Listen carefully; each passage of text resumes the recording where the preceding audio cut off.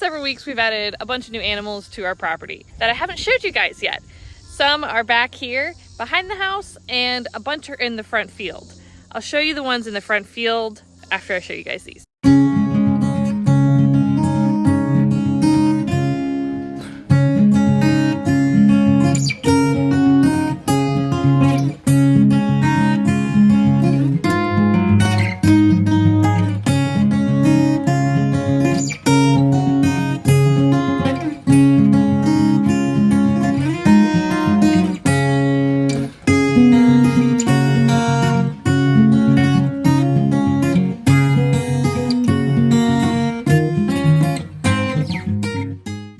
Starting with our chickens, they're all running up to the fence to greet me because I always bring treats with me.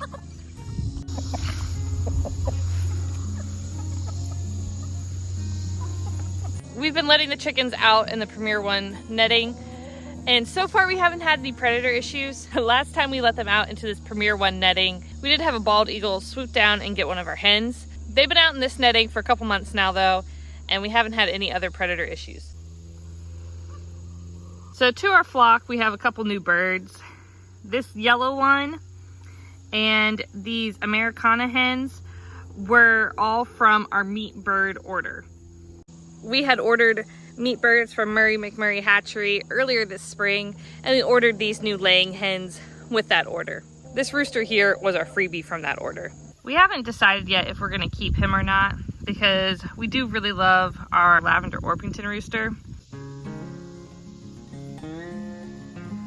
However, the hens do seem to be getting a little beat up.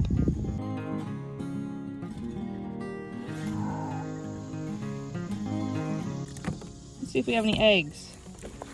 Oh, 2 eggs. Which ones?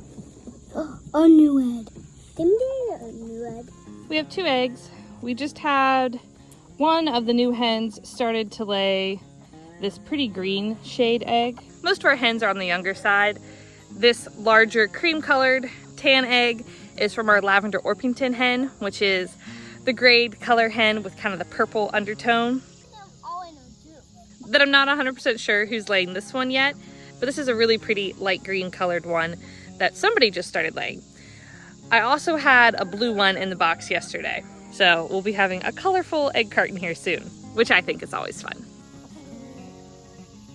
The black hens are our youngest, and they are actually a barnyard mix from my sister's place that she incubated and hatched out for us, and I think there's 1 or 2 roosters in that mix. I think these black hens are really pretty though. Depending on the way that the light hits their feathers, sometimes it looks like there's a green or even blue undertone to their feathers, and they kind of look like they're shimmering at times too. They should lay either a blue or a green egg though. We started with the smallest animal and we're getting progressively bigger as we move on. The biggest animals are in the front field. As you can tell, we have goats.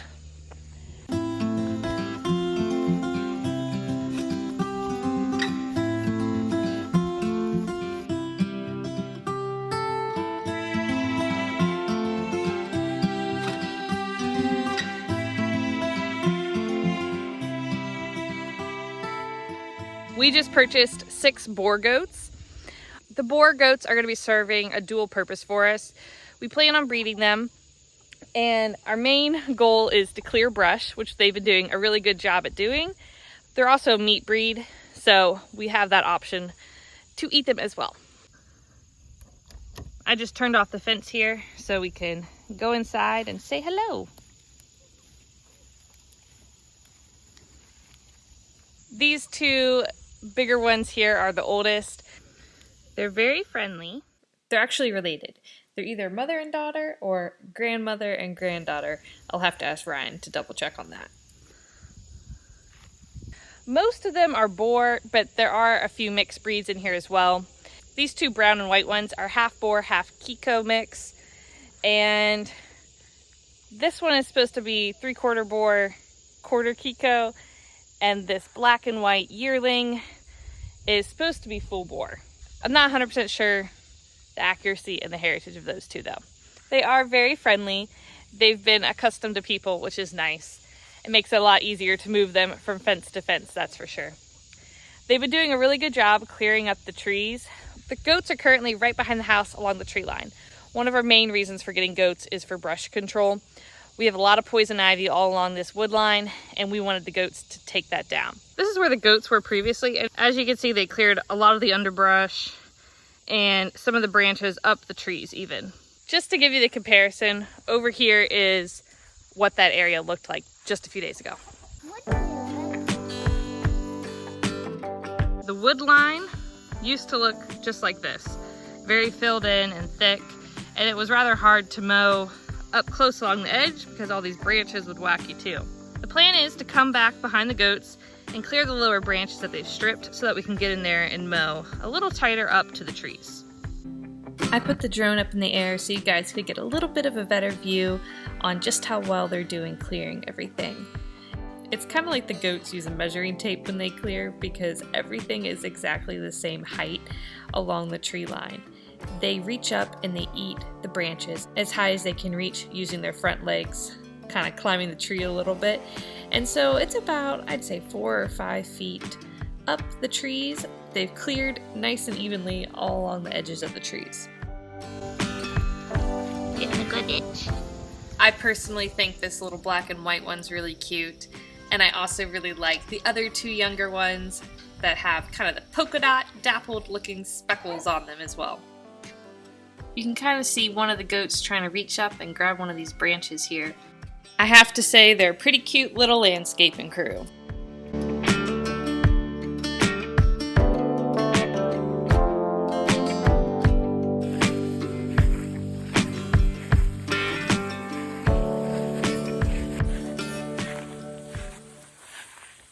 We're around the front of the house now, and here's where the next animals are being held.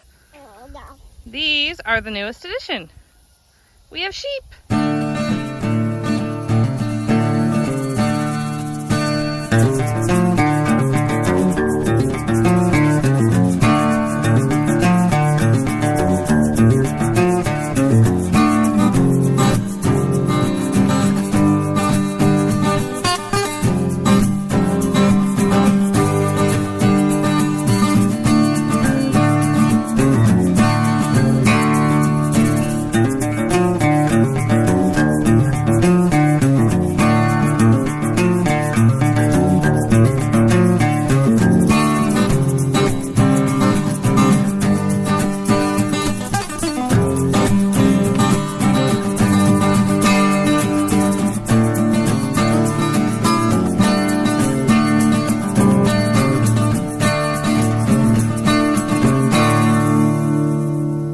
Ryan and I's very first time owning sheep or goats, so it's a new learning experience for us. These sheep we just picked up last week.